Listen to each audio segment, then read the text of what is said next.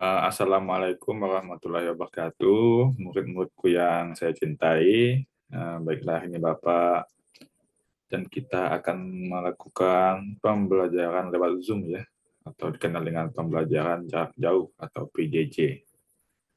Di materi kali ini Bapak akan menjelaskan tentang integrasi dan reintegrasi sosial. Bapak harapkan kalian bisa mendengarnya ya, bisa mendengar dan bisa memastikan kalian itu paham dengan apa yang Bapak jelaskan nantinya. Oke, Bapak lanjut ya.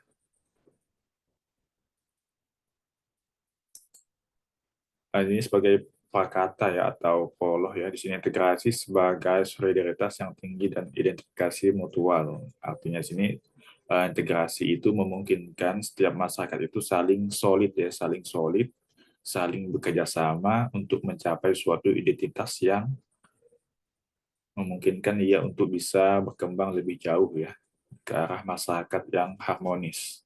Itu namanya integrasi sosial ya, secara singkat.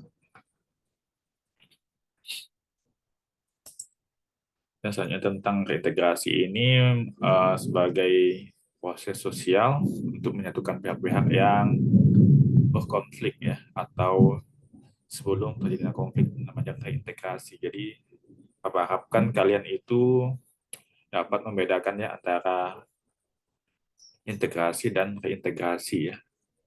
Dan Bapak akan menjelaskan lebih jauh kedua materi ini, jadi kalian harus dapat bisa menyimak dari awal sampai akhir ya.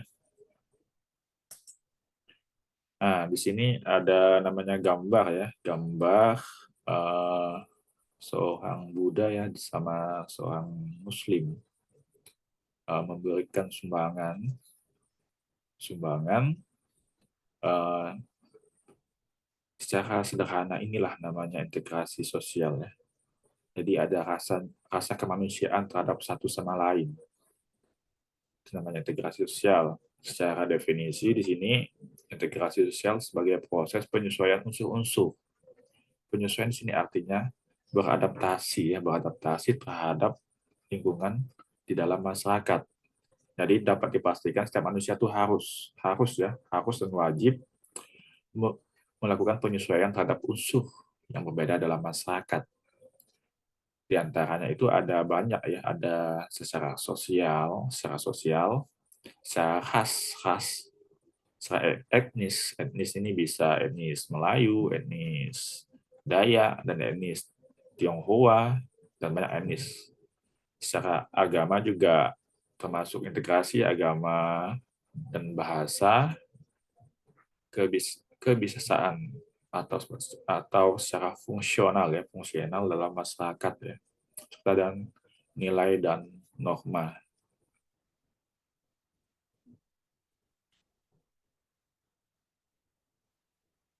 Dan Bapak lanjutkan, sini ada namanya syarat terwujudnya integrasi sosial. Yang pertama itu adanya anggota. Nah, itu sudah pasti ya, adanya anggota yang terlibat atau yang saling membutuhkan antara lain. Itu yang pertama. Dan yang kedua adalah masyarakat pasti menciptakan kesepakatan. Ya, artinya kedua belah pihak itu saling sepakat atau saling menyetujui ya mengenai norma yang ada dalam masyarakat serta nilai-nilai yang berlaku di antaranya sebagai ya. Nah, dan di akhirnya menjadikan suatu pedoman atau sesuatu yang dipatuhi dan dilestarikan. Dan yang ketiga itu norma dan nilai sosial itu berlaku cukup lama ya, artinya terus-menerus, continue artinya cukup lama. Jadi tidak mudah berubah. Ini harus konsisten sehingga terwujudnya integrasi sosial. Dan Bapak lanjutkan. Di sini faktor-faktor yang mempengaruhi cepat lambatnya proses integrasi sosial. Yang pertama itu homogenitas kelompok ya, adanya kesamaan kelompok sehingga memunculkan integrasi sosial, kesamaan. Misalnya komunitas suku Melayu, nah itu homogenitas, kesamaan ya. Misalnya komunitas pedagang kaki lima, nah, itu termasuk juga homogenitas. Ya, ada kesamaan. Kalau homogenitas itu kesamaan ya. Kesamaan, kalau lawan homogenitas itu heterogenitas ya. Berarti berbeda-beda, hetero itu banyak atau berbeda-beda. Itu lawannya homogenitas, lawannya heterogenitas ya. Atau homogen dan heterogen, itu bahasa sederhananya.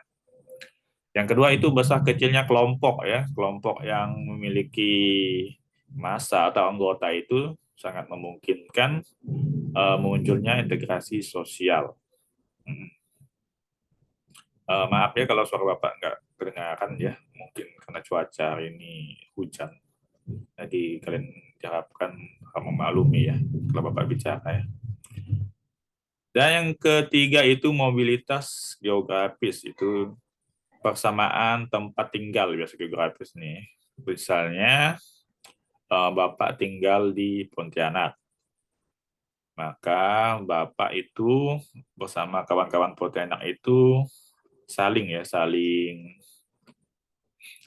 apa? Saling bertemu, saling bersatu ya sebagai satu ikatan bahwa kami ini anak-anak kota Pontianak. Itu menunjukkan integrasi juga. Serta yang terakhir itu yang paling penting ya, ini namanya efektivitas komunikasi.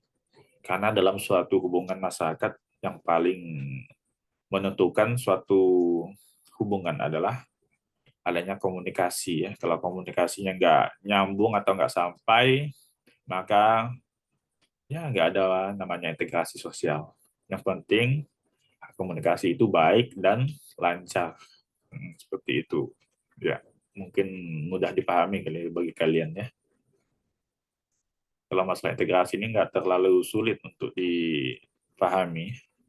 Kalau kalian mendengarnya dengan baik dan seksama ya. Oke, Bapak lanjutkan slide yang berikutnya.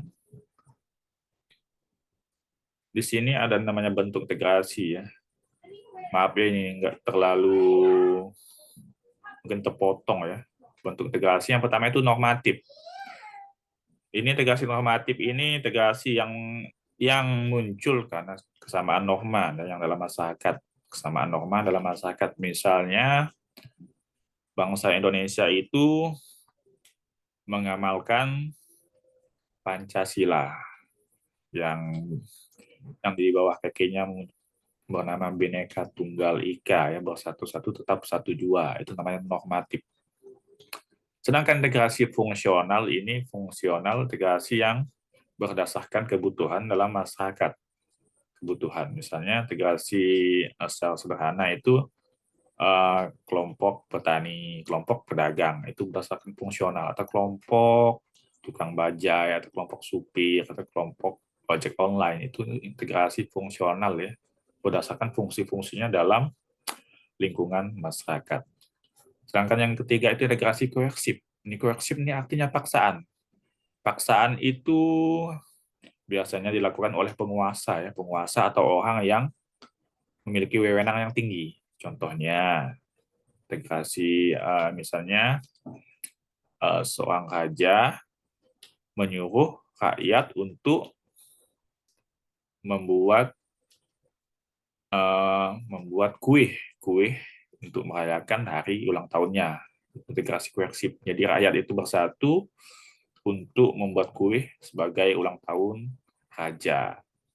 Atau secara sederhananya itu Pak Polisi menyuruh warga untuk saling bergotong royong membersihkan tempat tinggal atau bergotong royong untuk memberantas kemalingan atau pencurian.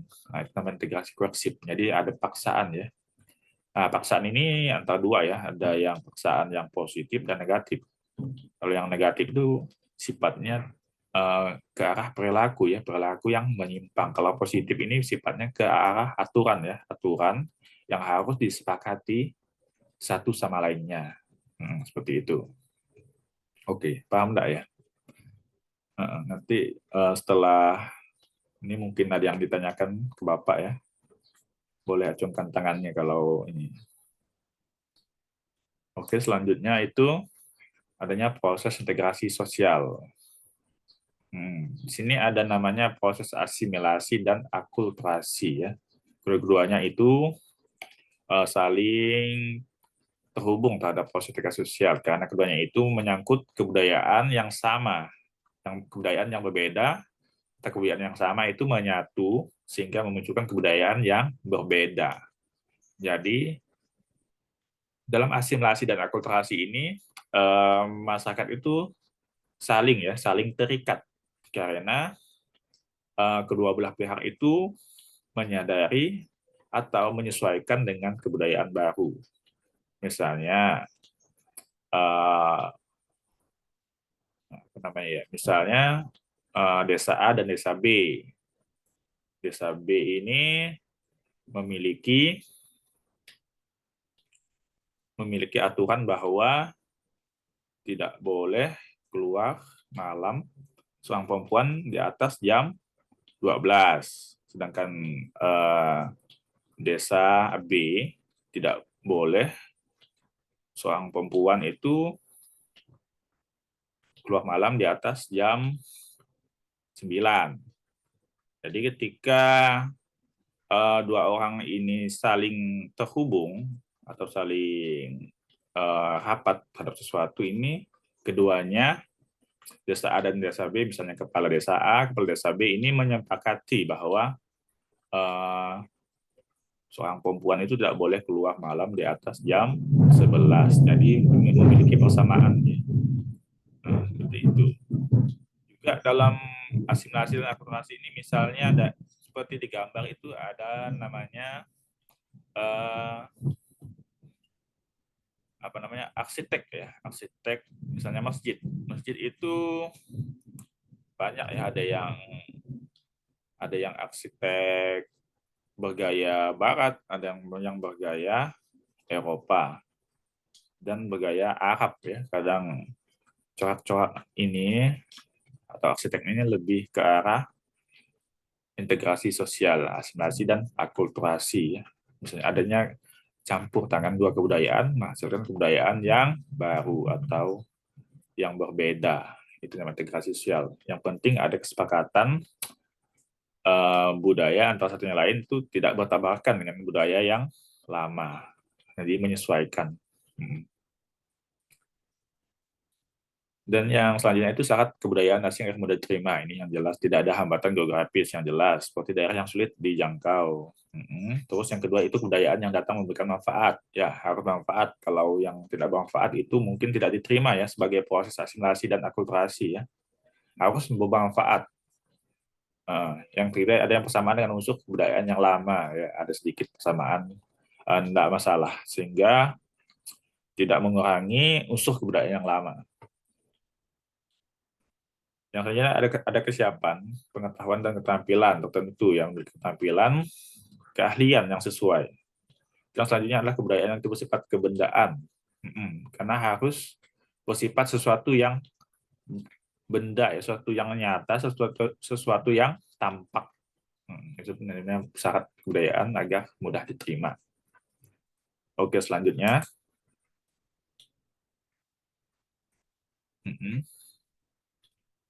Ya, di sini ada faktor pendorong integrasi sosial.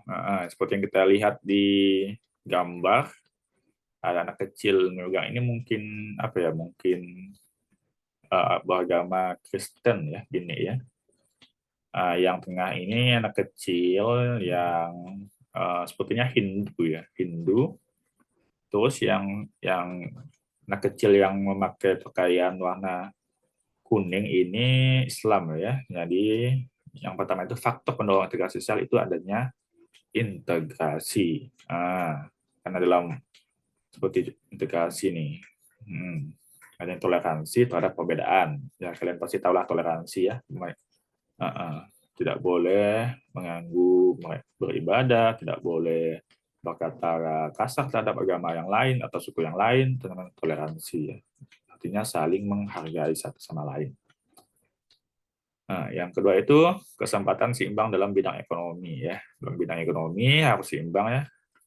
Jadi masyarakat yang satu dengan masyarakat yang lain itu ekonominya harus sama sehingga dapat memunculkan integrasi sosial. dan sikap saling menghargai orang lain, ya itu jelas. Yang keempat, sikap terbuka dari golongan berkuasa dalam masyarakat. Ya, adanya keterbukaan ya, menerima hal-hal baru, itu masuk pendorong integrasi sosial. Nah, selanjutnya ada persamaan dalam unsur-unsur kebudayaan.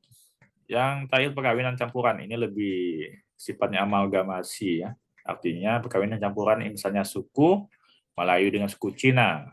Nah, itu adanya proses integrasi sosial juga. Misalnya suku Melayu dan suku Cina nikah. Nah, sehingga dua kebudayaan Melayu dan kebudayaan Cina itu bersatu. Tidak adanya musuh bersama dari luar ini. Ya, ini bersifat eksternal ya. Kalau misalnya kita diserang oleh bangsa luar, maka semua suku yang ada di Indonesia itu bersatu, berintegrasi untuk melawan balik orang dari luar itu. Nah, musuh bersama dari luar. Jadi kalau di NKRI berarti kedaulatannya tidak boleh diganggu gugat oleh bangsa lain.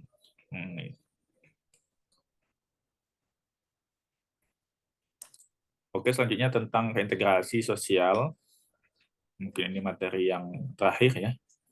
Di sini reintegrasi artinya perubahan ya, perubahan yang mana dalam masyarakat itu terjadinya suatu ketimpangan ya, ketimpangan atau konflik sehingga disatukan kembali lewat reintegrasi ya. Banyak pihak yang bisa menyatukan antara hukum juga bisa, kepolisian, jadi ada ada penengah ya dalam reintegrasi ya. Nah, seperti kita lihat di sini menurut Sujono Sukanto sebagai kondisi ini disebut disorganisasi atau disintegrasi sosial. Apabila disintegrasi sosial masyarakat kelamaan akan menjadi chaos atau kacau ya. Jadi setiap kekacauan itu setidaknya harus diintegrasikan kembali atau reintegrasikan kembali ya agar tidak memunculkan suatu chaos atau kekacauan dalam masyarakat. Dan selanjutnya ini dalam kebingungan tersebut masyarakat berusaha untuk kembali pada tahap integrasi di mana lembaga politik, ekonomi, pemerintahan, agama, dan sosial berada dalam keadaan yang selaras ya. Selaras, serasi, dan seimbang atau setara. Itulah disebut dengan reintegrasi. Artinya kalau sederhana itu mengembalikan pihak-pihak yang bertikai ke arah yang sama atau selaras sehingga tidak memunculkan konflik atau perilaku yang merugikan bagi masyarakatnya. Itu reintegrasi itu, memulihkan kembali ya kalau bahasa sederhananya seperti itu.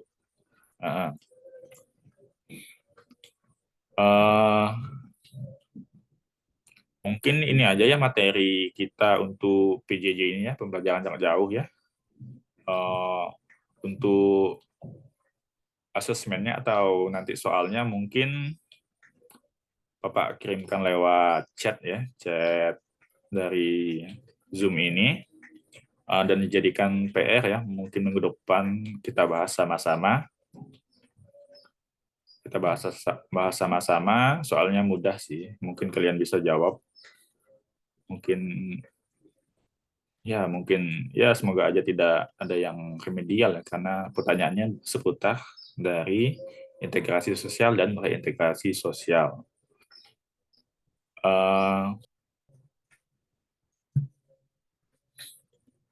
Bapak ucapkan terima kasih ya karena mendengarkan Bapak bicara tentang materi ini. Semoga kalian sehat-sehat saja. Dan Bapak harapkan kalian bisa belajar dengan lebih baik ke depannya karena kelas 11 ini materinya akan semakin berat ya. Kalau tidak, karena materinya itu selaras ya, berurutan yang mudah-mudah dulu ke arah yang lebih sulit ya. Jadi kalian harus peka dan paham ya, harus juga yang paling penting itu literasi ya. Kalian harus banyak baca sumber-sumber selain yang Bapak di blogspot atau di buku lainnya. Jadi kalian harus aktif ya. Kalau sosiologi ini kalau tanpa membaca itu nothing ya, tidak ada apa-apanya ya. Jadi harus dibaca ya. Dan terima kasih ya untuk hari ini. Semoga kalian sehat-sehat saja. Mungkin minggu depan kita bisa bertemu kembali dalam ruang kelas yang berbeda setiap kelas, dan Bapak mungkin Bapak Ari saja ya. Assalamualaikum warahmatullahi wabarakatuh, dan salam sejahtera bagi kita semua. Ya, terima kasih ya.